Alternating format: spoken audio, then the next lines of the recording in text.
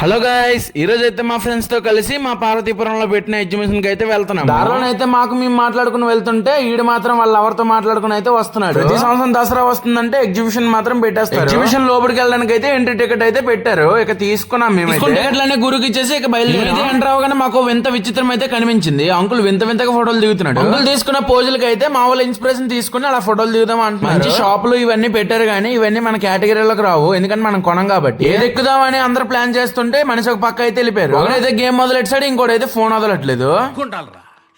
యుద్ధం కూడా ఆ తర్వాత ఆపేస్తారా? నువ్వేంట్రా పొద్దున్న లేచిన దగ్గర నుంచి దాని మీద దాడి చేస్తానే ఉన్నావు.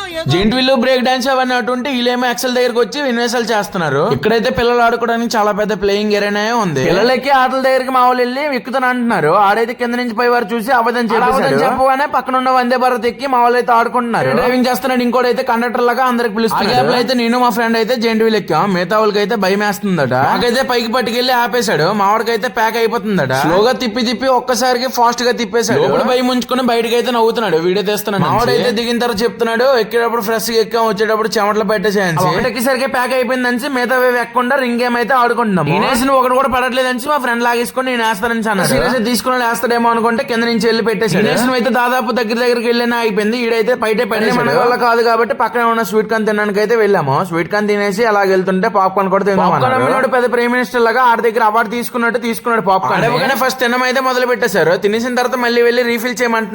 తీసుకున్న ఇన్స్పిరేషన్ అయితే బాగా పనిచేస్తుంది. ఒక్కొక్కడైతే ఫోజులు దొల్లకొట్టేస్తున్నారు. మొత్తం తిరగడం అయిపోయింది కానీ ఇటు ఫోన్ మాత్రం ఆపలేదు.